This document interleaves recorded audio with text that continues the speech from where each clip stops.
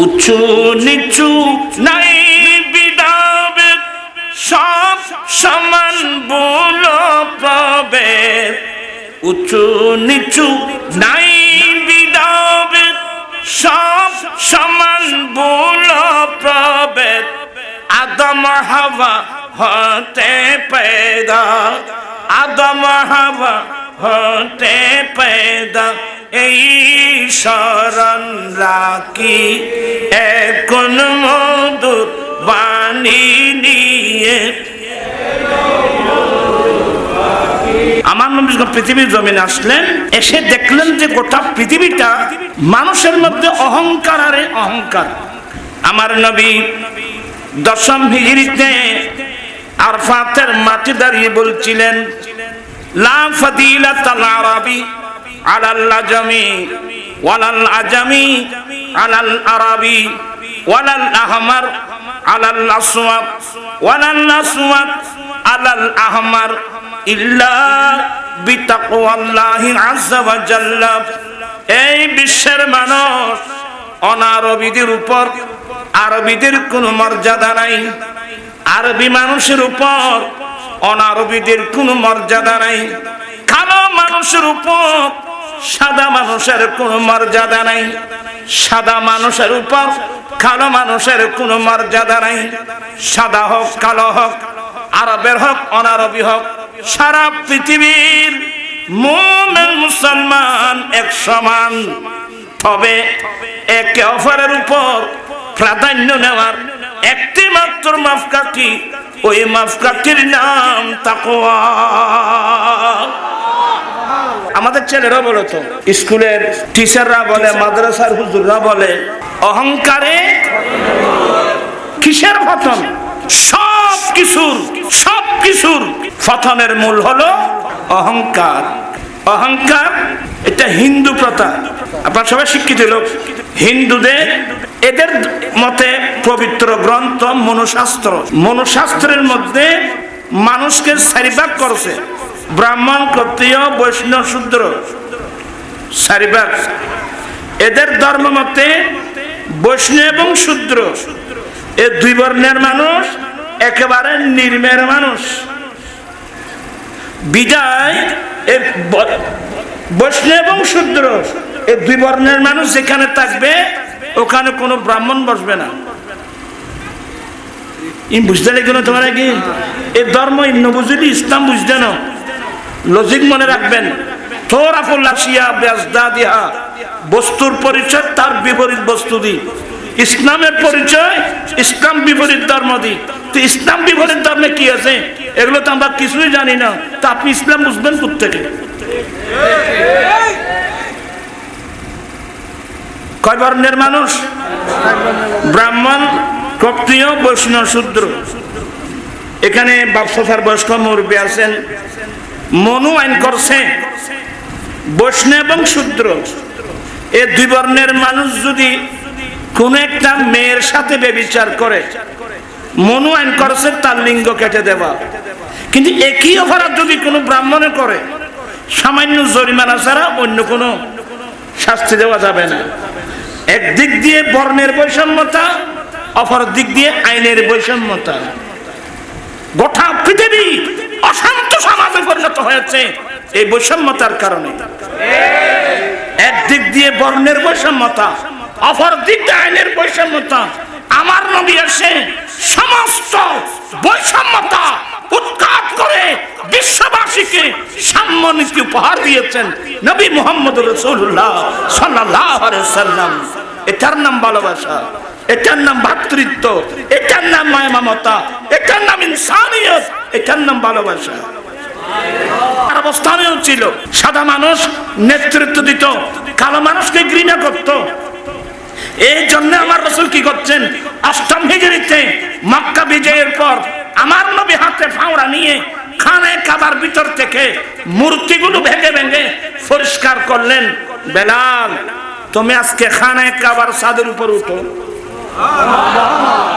বিলাল, তুমি খানায়ে কাবার ছাদের উপর উঠো, একটা আযান দাও। বেলাল বলে, এই সুযোগ এতদিন যাবত আমরা কালো মানুষ নেগ্রো মানুষ, আফ্রিকার মানুষ। এক সময় উমাইয়া ইবনে খলফের কিছু আসছিলাম, সমাজের মধ্যে আমাদের 2 পয়সার মূল্য নাই, বিশেষ করে আমরা কালো মানুষের মূল্য ছিল না। আজকে আমাদের অধিকার প্রতিষ্ঠা করনেওয়ালা রাসূল যখন নির্দেশ দিয়েছেন, উনি আর দের না করে একবার খানায় কাবা ছাদের উপর। তারিখ ইবনে হিশামে লিখতেছে যে তখন আল্লাহর ঘরের চতুর্পাশে পাহাড়ের চূড়ায়, পাহাড়ের পাদদেশে প্রায় 60,000 নারী পুরুষ কেউ দাঁতে দাঁতে খবর দে করে কিরে তুমি পাবে বলে ভাই আজকের এই দৃশ্য দেখার আগে আগে আমার বাবা যে মারা গিয়েছে খুব ভালো হয়েছে। এ খালাইয়ের যদি আজ ভাবে দেখতো মাথার উদ্দি আর বাবা আর ফিলে মরে যেত কি মানে সাদা খালার পার্থক্য কোন পর্যায়ে চলে গেছে। আর যেমন আলহামদুলিল্লাহ বলে কেন বলে আমার আব্বা আগে আগে, আর যে বলে ভাই দাঁত কামাচ্ছে মোহাম্মদ লোকার পায় নাই, খালা খাওয়োগ্য কি না আর মাথার উদ্দি তুলে দিয়ে নাউজুবিল্লাহ বলে। আমার নবী বলেন বিলাল খানায় কাবার ছাদের উপর উঠো। বেলাল আর দেরি করলো না, খানায় কাবার ছাদের উপর উঠে গেল। উঠে পড়লেন বিপদে। এতদিন যাবত আমি আযান দিয়েছিলাম আল্লাহর ঘর খানায় কাবার দিকে মুখ করে, কিবলার দিকে মুখ করে। আমার দয়াল নবী আজকে তো আমাকে খানায় কাবার ছাদের উপর উঠাই দিয়েছেন, এখন আমি আযান দিই কোন দিকে? ইয়া রাসূলুল্লাহ আমি আযান দিই কোন দিকে? আমার নবী মুস্কি হেসে বললেন এই বিলাল আর কোন দিকে আযান দিবা? আমি নবীর দিকে মুখ করে আযান দাও। এটাই হল ইসলামে নবীর মর্যাদা। এগুলো এই তথ্যটা আপনি তারিখ ইবনে হিশামের মধ্যে পাবেন। সাদা কালোর পার্থক্য উঠাই দিয়েছেন, কালো মানুষকে মাথার উপর উঠাই দিয়েলেন। আজ থেকে সাদা কালোর কোনো কি নেই। কথা বলছেন না কেন? যাই দেরি হয়ে যাচ্ছে। বলতে চাচ্ছিলাম মানুষের মধ্যে অহংকার সৃষ্টি হওয়ার একটা কারণ, রং যদি ফর্সা হয় ওনার মধ্যে এক প্রকারের অহংকার আসে। কালো মানুষকে কয়টা হলো? 2। তৃতীয় নম্বর কোরআন শরীফের আয়াত বুঝলেন এত সহজ না। তৃতীয় নম্বর যেই ছেলেরা লেখাপড়া বেশি করছে, যে লেখাপড়া বেশি করছে, উচ্চ পৃথিবীর ইউনিভার্সিটি থেকে যদি কয়েকটা ডিগ্রি নেওয়া যায় তাহলে তার অহংকারের কথাই নেই। এর তুলনায় কম লেখাপড়া যারা করছে এদেরকে তুচ্ছ মনে করে। কয়টা হলো? 3টা। চতুর্থ নম্বর কোন মানুষ যদি পৃথিবীর কোন ইউনিভার্সিটি থেকে কয়েকটা ডিগ্রি লাভ করে তাহলে তো অহংকার আর কি নেই, কথাই নেই। কয়টা হলো? আমি বুঝাতে চাচ্ছি একটা হলো বংশ যদি উচ্চ হয় তার মধ্যে একটা অহংকার আসে, অন্য মানুষকে তুচ্ছ মনে করে। রং যদি ফর্সা হয় এর মধ্যে একটা অহংকার আসে, কালো মানুষকে ঘৃণা করে। লেখাপড়া বেশি করলে তুলনামূলক যারা কম করছে তার মধ্যে একটা অহংকার আসে, ওদেরকে তুচ্ছ মনে করে। আর যদি কোনো একটা ইউনিভার্সিটির ডিগ্রি নেওয়া যায় তাহলে তো অহংকার আর কোনো কি নেই। এই কাজগুলো হলো মানুষের ভিতর অহংকার সৃষ্টি হওয়ার মূল কারণ। আমি কি বুঝাতে পারলাম? এই সাইডটা এখানে রাখেন। এবার আসুন, আচ্ছা আমার নবীর বংশ দিক দিয়ে কেমন? আমার নবীর বংশের দিক দিয়ে কেমন? সেদিন বাদশা হিরাকলা আবু সুফিয়ানের কাছে প্রশ্ন করেছিল, এই আবু সুফিয়ান মক্কার জমিনে যিনি নবী দাবি করছেন, আচ্ছা উনি বংশগত কেমন? প্রথম প্রশ্ন। সেদিন আবু সুফিয়ান আমার নবীর শত্রু হলেও বলতে বাধ্য হয়েছে হুয়া ফিনা যু নসবিন, তিনি আমাদের মধ্যে সবচেয়ে উচ্চ বংশের মানুষ। আমার নবীর বংশের দিক দিয়ে সবচেয়ে উত্তম। আপনারা বুঝতেছেন এগুলো? দ্বিতীয় নাম্বার, আমার নবীর শরীরের রং কেমন? এই মানুষ এগুলোই, আমার নবীর শরীরের রং কেমন, কেমন বলার ভাষা নাই তেমন। এই সি কুদরত নে তেরি সুরত সওয়ারি ইয়া রাসূল, ऐसी कुदरत ने तेरी सूरत सवारी या रसूल, दोनों आलम को हुई है शक्ल प्यारी या रसूल। আমার নবীর সব সুন্দরের দিক দিয়ে সর্বোচ্চ সুন্দর। দুই, তৃতীয় নাম্বার, আমার নবী লেখাপড়া করছেন তো? কাউকে বলেন করছেন?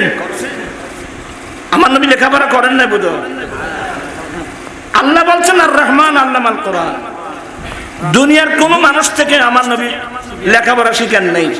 আমার নবী কারো কাছ থেকে লেখাপড়া শিখার প্রশ্নই আসে না। আমার নবী তো আসতে শিক্ষক হয়ে আসছেন। রাসূল ঘোষণা দিলেন, আনা মদিনাতুল ইলমি ওয়া আলিয়ুম বাবুহা, আমি এলমের শহর, এই শহরের দরওয়াজা আলী। আপনি যত বড় জ্ঞানী হন, আপনি দাবি করতে পারবেন আপনি জ্ঞানের শহর? ইতারাও গো মারাই ইতারা আরি ঈশ্বরচন্দ্র কি খতন না নাই হলো গো ঈশ্বরচন্দ্র, এই কথা কি কাল্পনিক কথা? আমার রাসূল বলছেন আমি জ্ঞানের শহর, আমি বিজ্ঞানের ঘর, এই ঘরের দরওয়াজা আলী। কয়টা হলো? তিন। চতুর্থ নম্বর, আমার নবীকে, আমার নবীর কাছে কোন ডিগ্রি আছে কিনা? পৃথিবীর বড় কোন ইউনিভার্সিটির ডিগ্রি? আরে ইউনিভার্সিটি আছেও কি, ডিগ্রিও কিসের? আমার নবী তো ডিগ্রি দিয়েছেন লা ইলাহা ইল্লাল্লাহ। আল্লাহ বলেন ওয়ামা আরসালনাকা ইল্লা রাহমাতাল লিল আলামিন, আমার নবী রাহমাতুল লিল আলামিন, আমার নবী শফিউল মুজনিবিন, আমার নবী জগৎ। এক কথায় উচ্চাঙ্গের যত ডিগ্রি আছে একটি ছাড়া, উলুহিয়ত। উলুহিয়ত এটা আল্লাহর খাস, এটা কোন বান্দাকে দান করার জিনিস না। এটা ছাড়া এমন কোন ডিগ্রি আছে, এমন কোন ডিগ্রি যেগুলো আল্লাহ আমার নবীকে দান করেন নাই? কয়টা হলো? চারটা। আমার নবীকে ডিগ্রি, আল্লাহ নবীকে ডিগ্রি দিয়ে শেষ করেন নাই। আল্লাহ বলেন এ জিবরিল জান্নাতে যাও, বোরাক নিয়ে যাও, আমার নবীর কাছে যাও, আমার নবীকে আমার দরবারে নিয়ে আসো।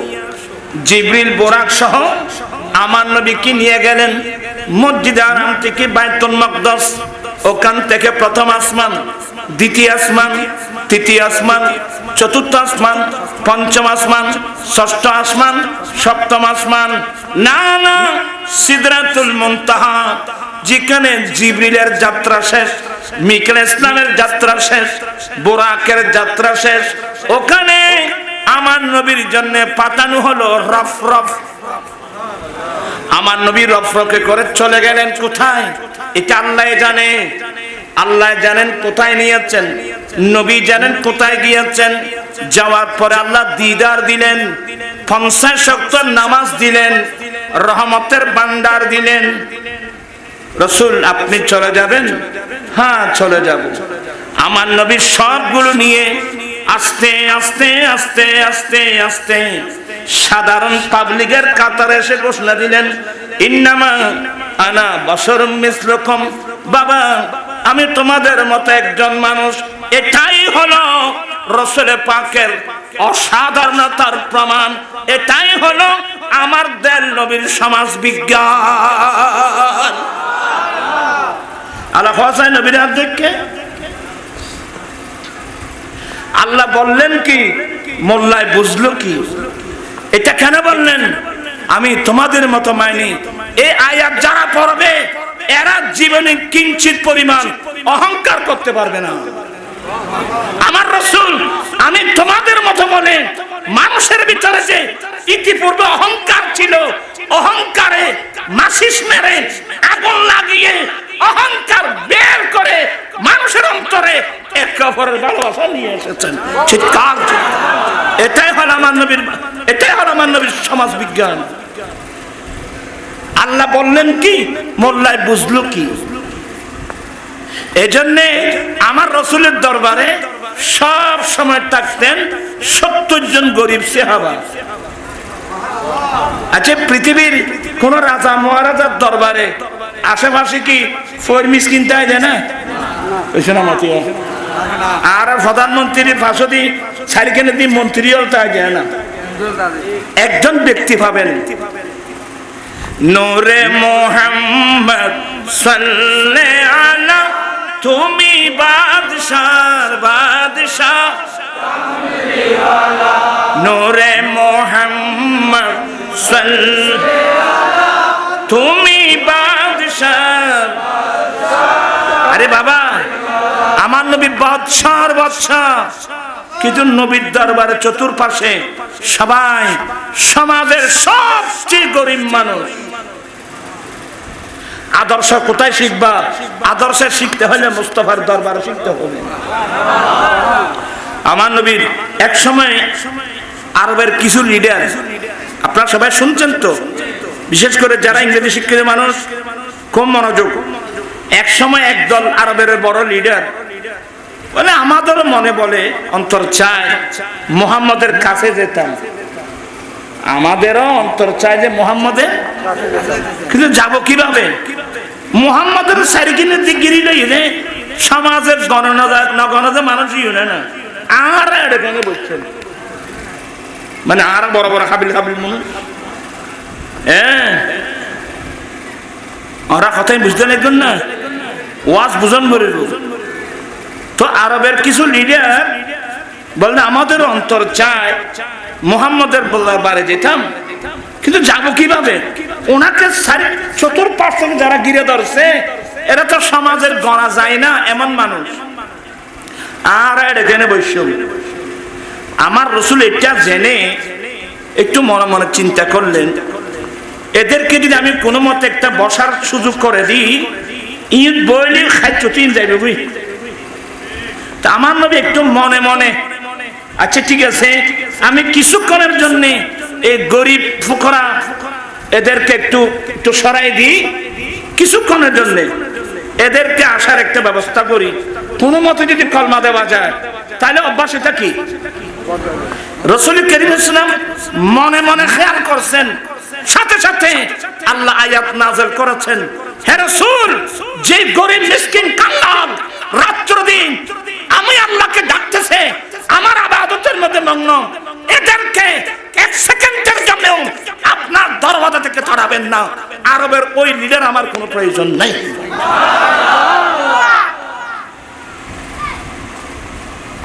আমার নবীর দরবার থাকতেন কয়জন বললাম?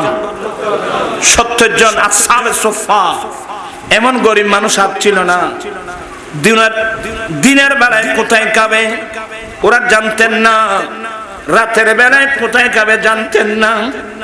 থাকতেন সব সময় আমার নবীর দরবারে। এদের কোনো সময় যদি খিদে লাগে, এরা মনে মনে বলতেন, আহা আমার বেশি খিদে লাগছে, আমার দয়াল নবী কখন আসবেন? কারণ তাদের জন্যে নবী ছাড়া আর কেউ ছিল না। আমাদের খিদে লাগলে আব্বু কখন আসবে, আম্মা কখন আসবে, খালাম্মা কখন আসবে। কিন্তু ওরা তো এমন গরিব, ওরা মনে মনে বলতো আমার নবী কখন আসবে। আপনারা কি আমার কথার লাইনে আছেন? তন্মধ্যে একজন আবু হুরায়রা বলেন, আমার এমন খিদে লাগছে, মনে মনে বললাম আমার দয়াল নবী কখন আসতেছে। ঠিকই প্রিয় রাসূল বাইরে থেকে হুজরা শরীফে গেলেন, আমাদের আম্মি জান কাছে জিজ্ঞাসা করলেন, কি খাবার কিছু আছে? বলে হ্যাঁ, এক পেয়ালা দুধ। আমার নবীর হাতে এক পেয়ালা দুধ নিয়ে নবী বের হচ্ছেন। আবু হুরায়রা বলে মনে মনে খুশি, খিদে লাগছে বড় মারাত্মক। নবী তো ঘর থেকে বের হচ্ছে দুধের পেয়ালা নিয়ে, এক্ষুনি আমাকে দেবে। ঠিকই আমার নবী দুধের পেয়ালা এনে আবু হুরায়রার হাতে দিলেন। আবু হুরায়রা মনে মনে খুশি, তবে অপেক্ষায় আছে। আবু হুরায়রা খাও, নবী কখন বলছেন খাও, কিন্তু আমার দেন নবী কিভাবে সমাজ গঠন করছে, আমার নবীর সমাজ বিজ্ঞান। আমার নবী দুধের পেয়ালাটা দিলেন আবু হুরায়রার হাতে, দেওয়ার পর বলছেন, এ আবু হুরায়রা, এ তোমার 69 জন সঙ্গী আছে, এদেরকে পান করাই আনো। পারবেন? এটার নাম তালিম, এটার নাম প্রশিক্ষণ। যার বেশি খিদে লাগছে তাকে তার হাতে দিল আর বললেন, ওই তোমার বন্ধু যারা আছে এদেরকে পান করায় আনো। এটাই হলো আমার নবীর সমাজ বিজ্ঞান, কিভাবে উম্মতদেরকে গঠন করতেছে। এটার নাম ঈশার। ঈশার বলা হয় নিজের প্রয়োজনীয়তার উপর অপরজনের প্রয়োজনীয়তাকে প্রাধান্য দেওয়া, গুরুত্ব দেওয়া। ওরা কেন আর কথা বুঝতে একজন মহল্লা এত ছোট খালো আর তো গরম গরিব ফ্যামিলির হওয়া আর মাজান টানা খানার ইন্টু যে এই বর্ষার মৌসুমে সুমলয় বীজে খেয়ে আগুন ধরাতে অনেক কষ্ট করে যা রান্না করেছে আগে আমাদেরকে খাওয়াইছেন। আব্বু আছে বা কোনো ইয়ে আসলে মানুষ আছে ওদেরকে খাওয়াইতেন, বাঁচলে লাস্টে মা খেতেন। আপনি এগুলো দেখেন নাই? তোমরা ছেলেরা এগুলো শুনো, এগুলো তোমরা দেখো নাই? ফসুদ তো চিনেন? তোমার একটা গরু টরু আছে না? গরু ভালো না? আচ্ছা, গরুর খুরা খাবাইও না যখন মাতে নিয়ে গুনে হলদি বড়শি খাবাইও না? আমরাও খাওয়াই আছি। আমাদের ঘরে যে গাভী ছিল, গাভীর সঙ্গে বাচ্চা, যখন বালতি নিয়ে গেলাম কুড়ার বালতি, গাভী হেঁট করে উঠে বালতির মধ্যে মুখ দিল, তো কুড়া খাচ্ছে। তো গাভীর সঙ্গে বাচ্চা থাকলে সেও মায়ের সঙ্গে বালতির মধ্যে মুখ দেওয়ার জন্য আপ্রাণ চেষ্টা করত। বেশি ডিস্টার্ব হলে গাভী মুখটা উপরে উঠে এমনি মারত। এই দৃশ্যটা কি আপনারা কি দেখছেন? লেখাপড়া খাইলে বই বুতুর নয়, আর ইন বড় লেখাপড়া পাইব, আউট নলেজ, অনেক বড় নলেজ এগুলো। তা আমরা ছোটবেলায় দাঁড়াতাম, এটার নাম পশুত্ব। আমি খাবো, তুমি কেন ডিস্টার্ব করতেছো? এটার নাম পশুত্ব। মানবতা কিসের নাম? মা রান্না করে নিজে খায় না, সবাইকে খাওয়ানোর পর বাঁচলে মা খেত, এটার নাম মানবতা। এই প্রশিক্ষণ, এই শিক্ষা আমাদের দেশে আছে। তোরা তো মেজানা কান্দি বড় বড় মন্ত্রী মিনিস্টার আনি, হ্যাঁ ভাইজান খান, নালা ঠালা যা আছে, গরিব যারা আছে ও গেটের বাদি বাবু বাঁচিলে তোরা রে। তো তুই নবীর কর্মা পড়ি ইন শিক্ষা জানা বাইবল, নবীর কর্মা পড়ে এগুলো শিখলাম আমরা। আমার জীবন মরণ সাজাব মাদানী রঙে, আমার জীবন মরণ সেই রঙে রঙিন হলে আল্লাহ রাসূল থাকবে আমার সঙ্গে।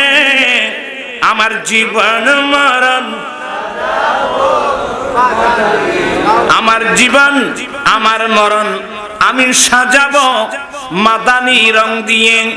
মাদানী রং অর্থ হলো আমার দয়াল নবীর সুন্নাত দিয়ে। আমরা রাসূল করিমের সুন্নাত দিয়ে আমরা আমাদের জীবনকে সাজাতে চাই কি চাই না? ওই আগে হাদিস পড়ছিলাম, মা বাবা ছেলে সন্তান স্ত্রী পুত্র পৃথিবীর মুখে যত আপনজন আছে সবচেয়ে বেশি ভালোবাসতে হবে আমার দয়াল নবীকে। ভালোবাসার চাহিদা কি? ভালোবাসার চাহিদা হলো আপনি যাকে অন্তর দিয়ে ভালোবাসছেন তার অনুসরণ করাইতে ভালোবাসার চাহিদা। এই মানুষের বুঝতে আমি কি বুঝতে পারিনি? আমরা যদি নবীকে অন্তর দিয়ে ভালোবাসি এটাই হলো মূল সম্পদ। আপনি যে কোনো বিপদ মুসিবতের সময় আপনি অ্যাক্সিডেন্ট থেকে রক্ষা পাবেন এই নবীর ভালোবাসার কারণে। চিৎকার দিয়ে বলুন না সুবহানাল্লাহ। আমি অনেক সময় নজরুলের কথা বাবা নেই যেত, নজরুলের কথা বলতাম। নজরুল কোনো মুহাদ্দিস না, মুফতিও না, বাংলা ইংরেজি লেখাপড়া তেমন নাই, কিন্তু বুকটা ছিল নবীর প্রেমে ভরা। এ ছেলে তোমরা শুনছো, বুকটা ছিল নবীর প্রেমে ভরা। এটাই হলো আমার সবক আজকে। মুহাম্মাদির নাম জপেছিলি বুলবুলি তুই আগে, মুহাম্মাদির নাম জপেছিলি বুলবুলি তাই কের তোর কণ্ঠের গান, তাই কের তোর কণ্ঠের গান এমন মধু লাগে উরে, এমন উরি গোলাপ নিরিবিলি নবীর কদম ছুঁয়েছিলি। গোলাপ ফুল, গোলাপ ফুল, উরি গোলাপ নিরিবিলি নবীর কদম ছুঁয়েছিলি। সেই কদমের খুশবু আজম, সেই কদমের খুশবু আজম তোর আতরে জাগি উরে, তোর আতরে জাগি। মুহাম্মাদের নাম জপেছিলি বুলবুলি তুই আগে, মোর নবীকে লুকিয়ে দেখে তার পেশানির জ্যোতি মেকে উড়ে চম রাঙ্গলি কি তুই গভীর রাগি উরে, গভীর রাগি। মুহাম্মাদি নাম জপেছিলি বুলবুলি তুই আগে। তো লাস্টে বলছে যে উরি ভুমর তুই কি প্রথম চুমেছিলি নবীর কদম, উরে ভুমর তুই কি প্রথম চুমেছিলি নবীর কদম। গুনগুনিয়ে সে খুশকি, গুনগুনিয়ে সে খুশকি জানাসির গুল বাগি উরে, জানাসির গুল বাগি। মুহাম্মাদের নাম জপেছিলি বুলবুলি তুই আগে। আমরা সেই নবীকে অন্তর চেয়ে আরো বেশি ভালোবাসতে চাই কি চাই না? দুই হাত উঠাই বলো, চাই কি চাই না? আল্লাহু আকবার।